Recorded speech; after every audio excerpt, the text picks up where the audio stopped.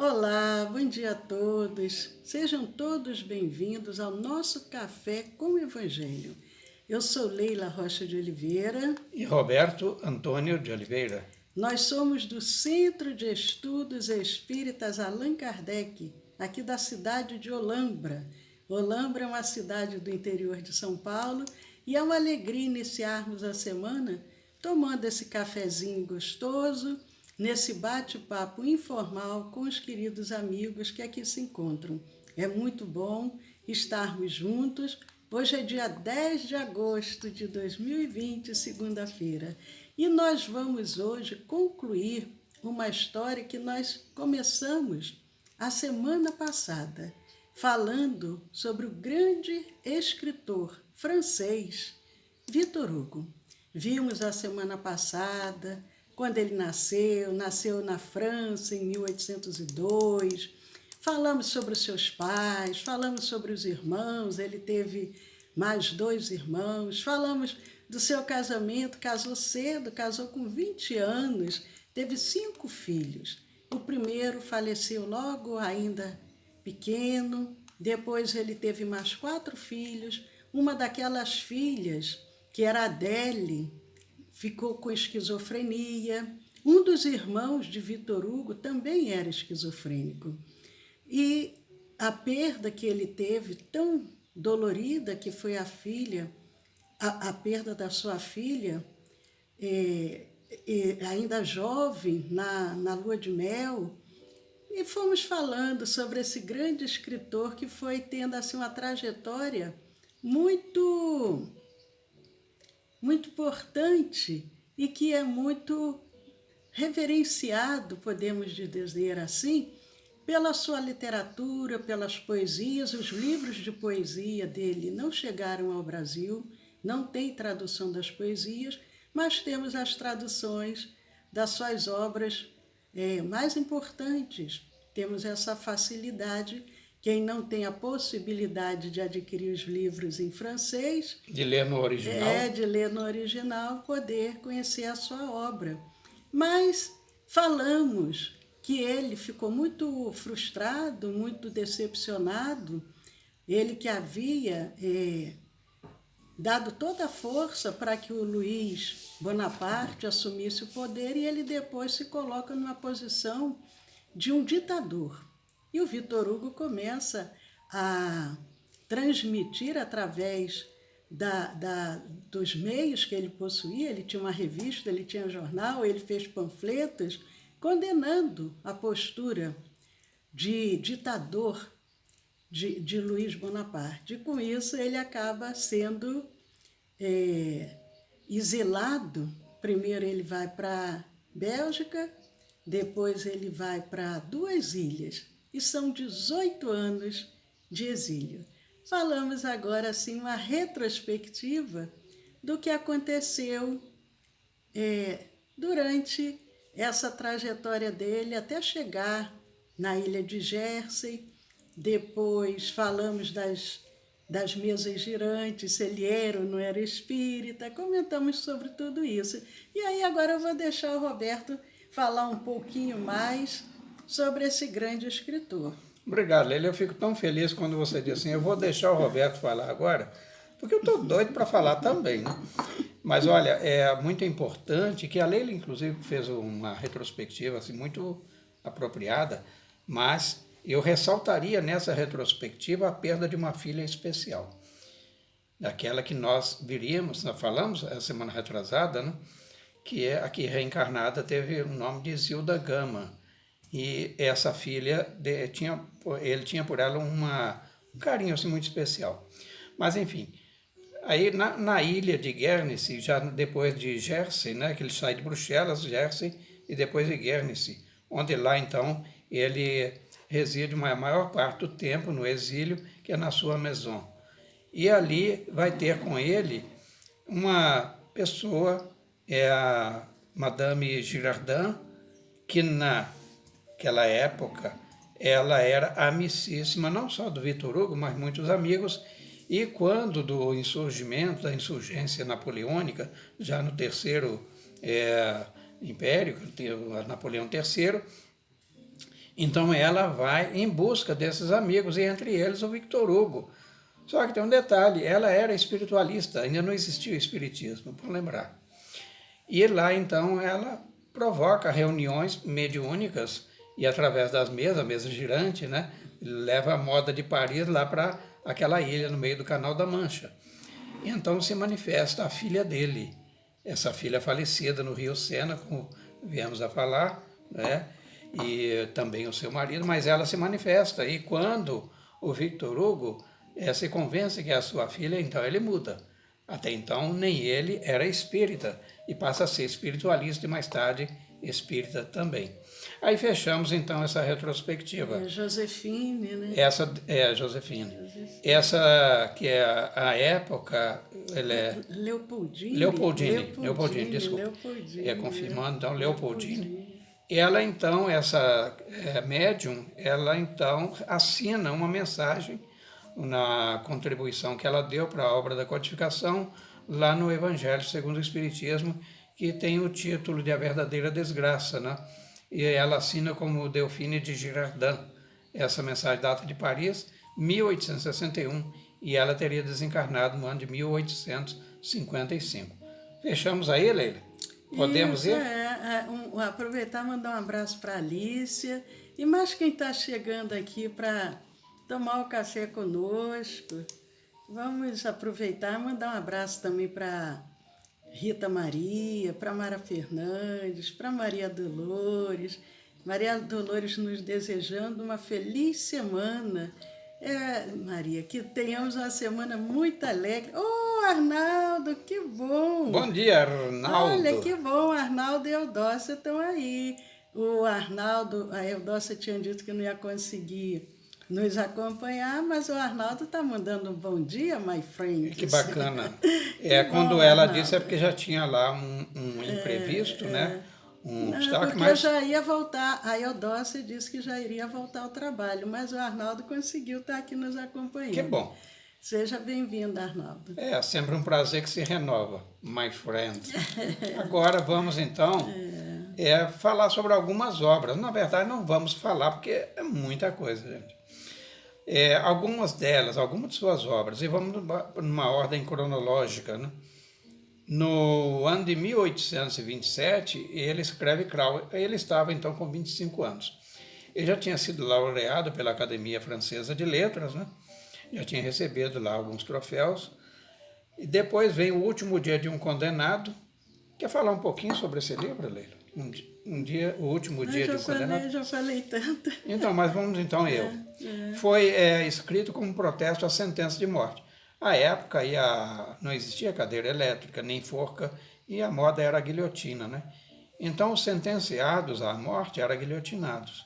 E o Victor Hugo, ele vivenciou isso, foi no ano de 1829, ele então com 27 anos, e muito envolvido com as causas sociais, ele começou a deitar os olhares sobre aquilo, aquela tirania, aquela crueldade, e que ele falou assim, não tem lógica, isso é uma selvageria, estamos na época da barbárie, que a revolução veio, tudo bem, mas não a barbárie.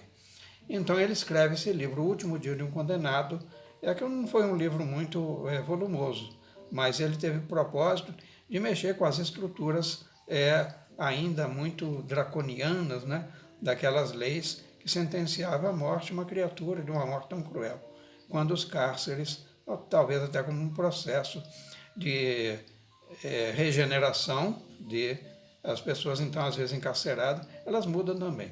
Mas depois viria, já ainda no ano de 1829, por isso que eu disse, não foi um livro muito volumoso, que rapidamente ele concluiu, e naquele mesmo ano escreveria Os Orientais. Aí também, em 1829, ainda Marion Delorme. A censura recaiu sobre essa sua segunda peça teatral. Na verdade, não foi um livro, então foi uma peça. Ele escreveu exatamente para uma peça, não foi com um conteúdo literário no formato livresco. Então, mas ele estava assim, ainda muito jovem, no potencial de escrever um livro atrás do outro, né? Porque em 1830, no ano seguinte, ele escreve Hernani, que também seria uma peça teatral em verso. Olha que coisa bonita, né? Ele era um poeta E a gente vê, às vezes, hoje ainda filmes, esses filmes musicais, filmes que são cantados, e ele faz uma peça teatral em verso. E ela foi adaptada pelo compositor italiano Giuseppe Verdi. Então, o Verdi faz uma adaptação, ele que era um grande compositor, dessa peça de teatro escrita pelo Victor Hugo. Em 1831, ele com 29 anos, eu acho que ele já pensando assim, já estou entrando na idade do que Balzac dizia, as balzaquianas, escreve Folhas de Outono. E ele prossegue, né, nessa carreira dele literária tão intensa. Agora, Leila, tem um livro chamado Nossa Senhora de Paris. Você já ouviu falar? Não. Nas obras de Victor Hugo? Não? Porque ela foi depois adaptada e o título definitivo ficou sendo O Corcunda de Notre Dame. Essa Nossa Senhora de Paris faria referência à catedral, uma catedral gótica, já existia, e então o Corcunda de Notre Dame foi uma adaptação, depois foi para o teatro, com grande êxito, né? Muito sucesso mesmo. E ela foi escrita também em 1831, e o Victor Hugo, nessa obra, ele detalha muito a arquitetura. Esses grandes espíritos assim que vêm, já com grande conhecimento, eles não são somente uma área, eles desenvolvem uma área muito grande. Então, o Victor Hugo era poeta, era jornalista, era escritor, ele era editor, ele político, humanista, e ele também tinha uma veia para a arquitetura muito grande. E nessa obra ele faz a Alice, que andou estudando as grandes obras, as grandes arquiteturas, né, Alice? E ele faz na obra ele faz esses detalhamentos da arquitetura como uma grande obra de arte, porque a arte ela pode ser de várias formas, através da música, através da pintura, através da dança, através dos livros, através da arquitetura. Os grandes arquitetos são verdadeiros artistas. Mas ele não para por aí, ele estava com todo o fôlego, não é verdade, Roberto? Sim, aí complementando o que a Leila disse, os grandes espíritos, ou seja, aqueles que já têm uma bagagem intelectiva, falando grande nesse sentido, de um crescimento intelectual que a gente sabe que às vezes fica um pouco distante do crescimento moral. Mas, no que diz respeito às suas aquisições intelectivas, assim como todas as virtudes, o espírito jamais as perde. Eles, entretanto, reencarnam com um propósito. Então, temos vislumbres, por exemplo, de um Victor Hugo, arquiteto, né? Para as artes góticas, mouriscas, assim, enfim. E também para o desenho, né? A pintura. Mas ele também não tinha um compromisso com isso. O negócio dele era literatura, era livros, causas sociais, né? Também. Mas vamos depois adiante fazer um fechamento lá no finalzinho sobre um resumo, né, do que ele foi. E também teve uma outra peça que foi adaptada, né, uma peça para ópera, adaptada pelo Giuseppe Verdi, né, que é O Rei se Diverte. Esse foi em 1832. Então, é mais ou menos uma sátira acima ou em torno das cortes palacianas, né? E como era aquela vida nababesca, né? Na corte. Mas aí então vem em 1834 o Claude Gueux, que é onde ele condenou eloquentemente o sistema penal e social da França de seu tempo. Veja que ele não ficou restrito a um livro crítico em torno dos sistemas sociais, penais e outros, né, vigentes dentro daquela sociedade. Então era uma canetada atrás da outra. As pessoas falam, ainda bem que ele escreveu aquilo lá e esqueceu. De repente ele sai com uma outra obra. É verdade. E em 1835 era um atrás do outro, né? Os Cantos do Crepúsculo. Em 1837, Vozes Interiores, que foi um drama em prosa. E essa de 1835, Leila, Os Cantos do Crepúsculo, era antevendo uma era de renovação na França. porque a partir dali, ou seja, depois, então, ele se enganjaria bem mais tarde, como vamos ver daqui a pouco, quando ele regressa do exílio, ele então escreve, já antecipando esse momento clímax, que viria lá na década de 1870, que é sobre o momento de renovação das estruturas na política, nas artes e, sobretudo, nos mecanismos sociais, de renda e tudo da França. Os cantos do crepúsculo sinalizando, então, uma era que está se fechando para outra que viria. E aí vemos em 1837 Vozes Interiores, né, que foi um drama em prosa, e também em 1833, aliás, desculpe, teve uma...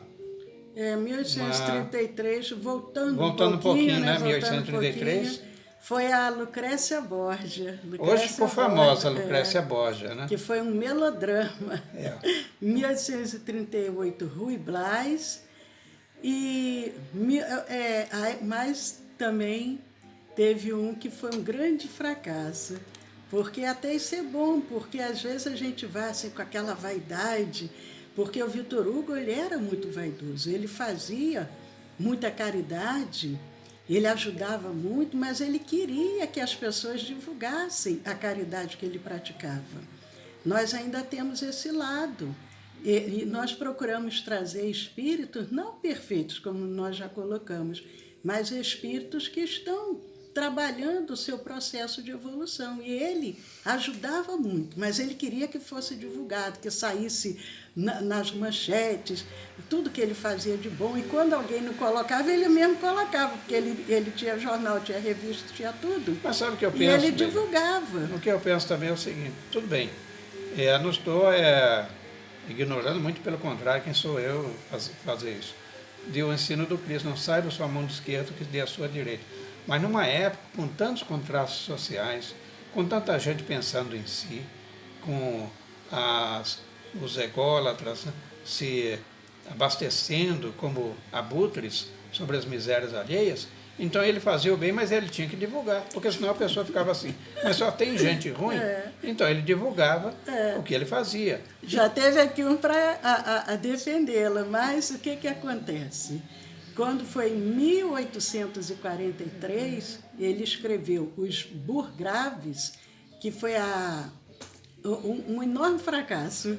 Um enorme fracasso. Isso deve ter balançado as estruturas, porque ele já era muito, muito famoso, muito conhecido. É tanto que eu não sei se em função disso ou em função de outras coisas, mas aí ele leva um tempinho agora para escrever uma outra obra. De 43, aí foi Rigoletto. Rigoletto, em 1851. Do Rigoletto, aí vem outro em 1852. Aí ele pega o ritmo novamente. Aí o livro Napoleão, olha a provocação. Napoleão, o Pequeno. Em 1852, ele então estava com 50 anos, né? Já mais maduro, só voltando um pouquinho aqui. Esse Rigoletto, inclusive, seria adaptado mais tarde, fazendo uma ópera, né? Tem uma ópera, o Rigoletto, então ele produzia coisas de tal ordem que os demais literatos, os críticos e também aqueles envolvidos na produção de artes, eles se apoiavam nos textos do Victor Hugo para produzi-las, né? Então, esse Napoleão Pequeno já foi realmente Ele já estava no exílio, né, Lili? Ele foi, acho que em 1853 que ele vai para o exílio. Sim, então, bem lembrado. Então, foi bem próximo, né? Provavelmente, a partir de 1852, com a publicação de Napoleão Pequeno, é que eles, então, falaram assim, olha, pega esse cara, está atrapalhando aí a imagem, né, do nosso líder, Napoleão III. E em 1853, ele escreve Os Castigos. Em 1856, As Contemplações. Em 1859, ele escreve A Lenda dos Séculos. Em 1862, ele estava com 60 anos. Em pleno exílio. Ele escreve Os Miseráveis, porque era um período que a França... havia muita pobreza, muita miséria. Em 1869, com 67 anos, ele escreve O Homem que Ri. E aí ele retorna à França. Retorna à França em 1870. Ele ficou 18 anos no exílio. Em 1870 ele estava com 68 anos. E aí, Roberto, o que acontece? Então, aí ele retornando à França, após a queda do chamado Segundo Império, né, ele reata a sua carreira política. Lembrando que ele lá atrás, ele tinha inclusive como um político, não de fato, mas de direito, de tal forma influente que ele teria inclusive sido responsável pela eleição de Luiz Napoleão, que é o Napoleão III. E depois então, quando Napoleão ignora, só para recordar, quando ignora a Constituição, e o Victor Hugo falou, mas espera aí, eu não te botei no poder, não te ajudei a conduzi-lo ao poder para fazer isso. Então torna-se aquele crítico que a gente já conhece. Mas então ele foi eleito nesse retorno para primeiro para a Assembleia Nacional, uma espécie de Câmara dos Deputados, né? E mais tarde para o Senado. Então ele se enganja aí, de fato, de direito, para fazer as leis. Assim, olha, como cidadão, ele pode escrever, pode protestar de diferentes formas, né? Sátira, a crítica, ou através da literatura, das artes, como o teatro e tal. Mas para mudar mesmo, você tem que mudar também as leis. Ele falou, se tem que mudar, então vai ser através como legislador. E aí, deputado muito bem sucedido, né, fez um excelente mandato e imediatamente é conduzido ao Senado. E aí, quando em 1874, com 72 anos de idade, ele escreve o livro O 93. E quando foi em 1877, com 75 anos, ele escreve A Arte de Ser Avô, provavelmente inspirado... Então, eu tinha, Leila, dias atrás, foi o Dia dos Avós, dia 26 de julho, né? Eu tinha esperança de ganhar esse livro, não ganhei. Mas aí, como a esperança é a última que morre, eu continuo esperando ter esse livro para ver como é que eu posso ser avô, um bom avô. A arte de ser avô. É uma arte, né? Mas resumindo, né? Quem foi o Victor Hugo? Quem foi, Leila? Victor Hugo foi muita coisa. Foi poeta, escritor, dramaturgo, político, arquiteto, expressionista e muito, muito mais. Mas, como nós dissemos... Expressionista que fala é pintor, né? Pintor. Tem vários quadros, né, de pintura dele, viu, gente? Como nós falamos, o Victor Hugo, ele como um espírito, ainda com seus equívocos, a sua vida privada era um pouco tumultuada. Ele, durante muitos anos, ele tinha sua esposa, mas ele tinha uma companheira extraconjugal que o acompanhou, e ele era um homem que tinha, assim, uma conduta que não era muito correta. Não era uma conduta muito cristã, podemos falar. Mas... Você quer dizer que ele não era fiel ao matrimônio? Ele não era fiel. Ele não era fiel, mas ficou com a esposa, até a esposa faleceu primeiro. Depois, essa companheira extraconjugal também faleceu antes dele, porque ele foi, né? O tempo foi passando, mas ele tem, assim, os biógrafos trazem muito esses detalhes íntimos da vida de Victor Hugo, mas provavelmente na espiritualidade, nesse avanço que o espírito vai adquirindo, ele já vai mudando a sua postura, aproveita a mediunidade da própria filha para trazer obras belíssimas, quando ela reencarna como Zil da Gama. Depois, ele, na década de 70, ele se aproxima de Divaldo Franco, que também foi francês numa reencarnação anterior, para trazer obras muito belas, muito profundas, já agora com cunho espiritualista. E então a gente vê que o espírito está ali, com as suas dificuldades, mas, como todos nós vamos avançando. Mas ele acaba pegando uma pneumonia e ele estava com 83 anos de idade. Pega uma pneumonia e dali ele acaba perecendo. E o que acontece, Roberto? Então, é essa a desencarnação que se deu em 1885, no dia 22 de maio, na cidade de Paris. Cidade que ele amou tanto, né, que era a sede, digamos, de onde emanava luz para todos os pontos, né, inclusive para o mundo. Haja vista que foi ali que floresceu o Espiritismo. Então, o seu corpo permaneceu exposto durante muito tempo, sob o Arco do Triunfo, e foi deslocado, isso aí já era um desejo dele, em um mísero carro fúnebre, nada de pompas. Então, na simplicidade, ele viveu, embora tenha convivido com muitos potentados, ele não se fartou desse luxo, porque estava sempre ao lado dos miseráveis, conforme ele fartamente demonstrou, assumindo inclusive a bandeira social em favor deles.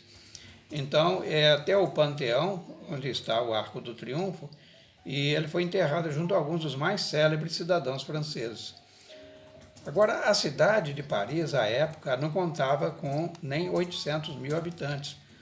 Mas então ele ficou vários dias, o corpo, né, ficou vários dias exposto sobre esse Arco do Triunfo, e estima-se, eu tenho os autores que divergem, né, mas eu já acho que já seria um número por si só muito assombroso. Cerca de 1 milhão de pessoas foram lhe prestar a sua última homenagem, uma última homenagem. Uns dizem 2 milhões de pessoas. São números fantásticos. Mas um número muito, muito grande. E o fato é que se relata que todos os hotéis, hospedagens, casas de receber turistas, né, todas estavam lotadas. E as pessoas, muitas delas, tiveram que permanecer ao relento, né? Nós estamos falando aí de um mês, que é o mês de maio, que lá no hemisfério norte equivale ao nosso mês de novembro aqui. Era um mês razoavelmente quente, então imagina as pessoas dormindo até debaixo de árvores, nas praças, para dar o último adeus ao Victor Marie Hugo. Bom, nós vamos encerrando essa trajetória desse espírito que, se em vida não era assumidamente espírita, mas depois do seu desencarne, provavelmente ele agora deve fazer parte daquela falange, como diz o nosso venerável Dr. Bezerra de Menezes, os espíritos espíritas. E Vitor Hugo, como espírito espírita, nos legou obras muito belas, muito profundas, que nós comentamos logo no início da semana passada e que vale a pena serem conhecidas. A Sueli colocou ali alguma coisa, deixa eu ver o que a Sueli falou. Tá, a Sueli disse que não conseguiu ver na sexta-feira. Um abraço aqui para a Niva, Rita Maria, para Mara, Maria Dolores, o Arnaldo, já falamos, Tacimara, bom dia Tacimara, bom dia Leondina, que bom estarmos aqui juntos. Um abraço também para o Cosme e todos aqueles que... Tá certo, Arnaldo. Arnaldo está dizendo que ele conseguiu nos assistir, mas a Eudócia já está no trabalho. Bom dia, Fátima, que bom. A Niva está dizendo que assistiu Os Miseráveis no Teatro Abril, em São Paulo. O filme... Meus parabéns, hein? Investiu bem o tempo, hein? E o Dindim também, né? É uma história muito bonita, né? Uma história, assim, muito real, né? Mas hoje é segunda-feira. Segunda-feira nós temos às 20 horas a nossa palestra, ao final... que bom, Niva, obrigada. Dando parabéns pelo que ela tem acompanhado aqui conosco. Hoje é segunda-feira, 20 horas nós temos a palestra, ao final Nós temos o passe à distância, a magnetização das águas, das medicações. Amanhã nós teremos um convidado muito especial para o nosso café. Uma convidada. É uma convidada para nos acompanhar durante o nosso café. O Cosmo está dizendo, verei o início depois na gravação. Ah, tá bom. Então amanhã vocês estão aí convidados para participar do nosso café. E lembrando a todos que ainda não conhecem os nossos canais do YouTube e do Telegram, entrem lá, se inscrevam. E quem já se inscreveu, entrem lá sempre, dê um joinha, compartilhem, para que essa luz possa ir se irradiando para outros corações também. Isso é muito importante. Emmanuel diz que a maior caridade que podemos fazer com o Espiritismo é a caridade da sua divulgação. Porque o Espiritismo, ele consola, ele esclarece, ele orienta. Por isso que é importante a gente divulgar. Ô, Celi! Ah, Celi, obrigada. A Celi diz que somos um casal mais que de 1 milhão, acho que 100 milhões, que ela botou tanto zero aí, botou um primeiro e depois 000. Vamos competir com o Victor Hugo, Leila. Celi, É uma muito luta obrigada. desigual, mas fica aí então, pelo mimo, pela gentileza, os nossos agradecimentos. E aí aguardamos vocês hoje à noite, às 20 horas, e amanhã, às 10 da manhã. Um dia abençoado, um dia muito lindo. Paz a todos. Muito obrigada. Então, muito obrigado a todos. Lembrando que logo mais estaremos no nosso encontro às 20 horas. O tema da nossa preleção será Jesus no Lar. Aguardamos vocês até lá. E quando nós fazemos, recordamos, aliás, aqueles grandes vultos da humanidade e, sobretudo, aqueles que mais tarde viria dar uma contribuição preciosa para a doutrina espírita, o esclarecimento, nós estamos concomitantemente trazendo também conteúdos para nós ampliarmos a nossa base cultural espírita sólida, consoante o ensino do Espírito de Verdade, espíritas amai-vos e instruí-vos. Então, muito obrigado mais uma vez. Prazer imenso ter estado com vocês. E até amanhã, um abraço se Deus também quiser. para Cirlei. Tchau, Para todos gente. vocês.